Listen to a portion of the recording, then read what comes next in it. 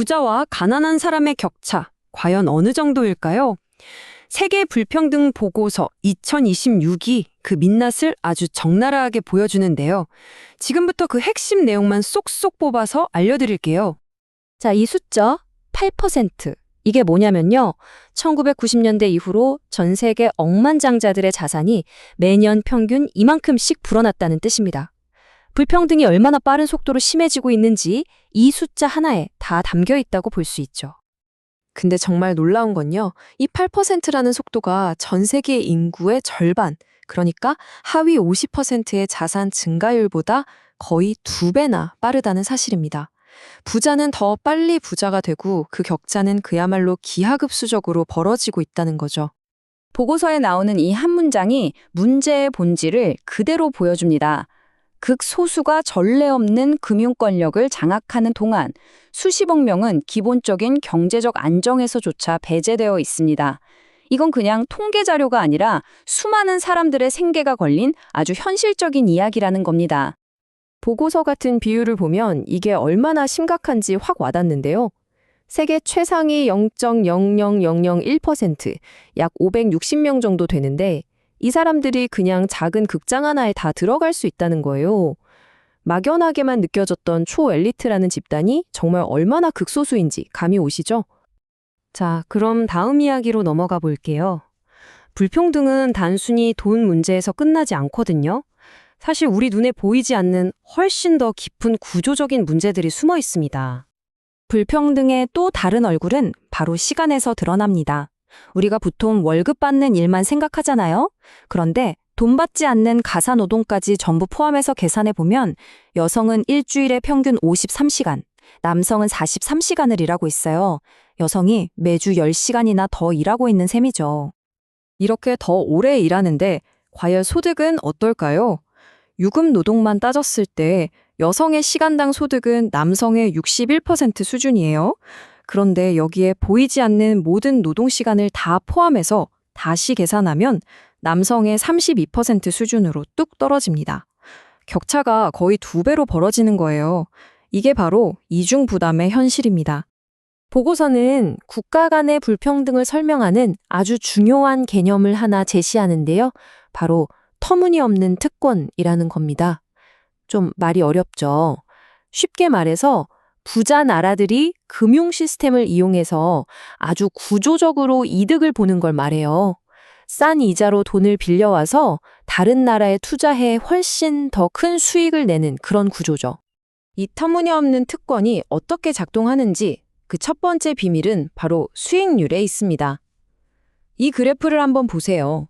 상위 20%의 부유한 국가들이 해외 자산에 투자해서 나머지 국가들보다 훨씬 더 높은 수익을 올리고 있는 게 보이시죠?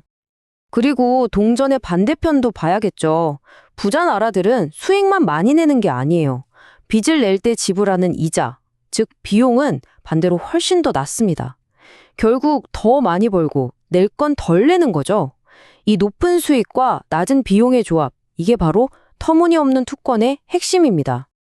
그렇다면 이렇게 한쪽으로 쏠린 경제 권력은 우리 현실 세계에 어떤 결과를 가져올까요? 이제 이 막강한 힘이 어떻게 정치에 영향을 미치고 또 지구 환경 문제까지 이어지는지 한번 살펴보겠습니다. 경제적인 힘은 결국 정치적인 목소리로 이어지기 마련입니다.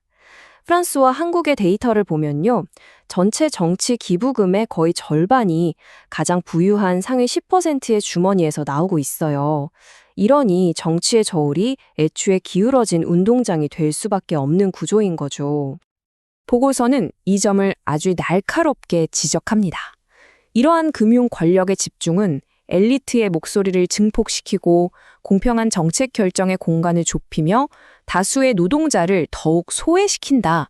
한마디로 돈의 힘이 민주주의의 균형 자체를 위협하고 있다는 그런 뜻입니다. 불평등은 기후위기와도 아주 밀접하게 연결되어 있습니다. 보고서는 여기서 정말 흥미로운 관점을 하나 제시하는데요. 탄소 배출의 책임을 물건을 사는 소비자가 아니라 그 물건을 만드는 공장을 소유한 자본가에게 물어야 한다는 거예요.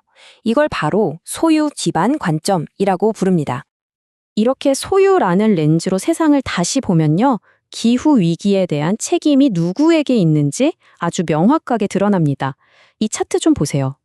금융자산에서 나오는 탄소 배출량의 무려 73%가 상위 10%의 소유주에게서 비롯됩니다. 나머지 90%의 책임은 고작 27%에 불과하죠. 그런데도 현실은 어떻습니까? 2025년을 기준으로 여전히 매년 1조 1천억 달러, 우리 돈으로 약 1,500조 원이나 되는 어마어마한 돈이 화석연료 프로젝트로 흘러들어가고 있습니다. 기후위기의 뒤에 얼마나 강력한 금융의 힘이 버티고 있는지 보여주는 숫자입니다. 자, 이제 마지막 부분입니다. 보고서는 지금의 이 불평등이 절대로 피할 수 없는 운명이 아니라고 강조하면서 우리가 앞으로 나아가야 할 길을 보여줍니다. 다행히 보고서는 희망이 있다고 말하면서 몇 가지 구체적인 방향을 제시합니다. 교육이나 보건 같은 공공 서비스에 더 많이 투자하고 또 세금이나 사회 안전망을 통해 부를 재분배하고요. 그리고 성평등을 이루고 기후 정책도 공정하게 만드는 것.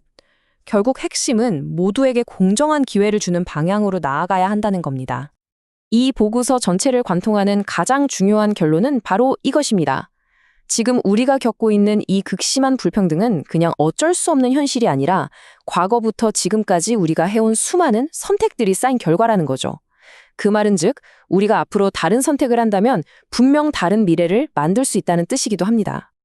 보고서는 불평등이 선택의 문제라고 말합니다. 그렇다면 그리고 우리 사회는 앞으로 어떤 선택을 해야 할까요? 이 질문을 여러분께 남기면서 오늘 분석을 마치겠습니다.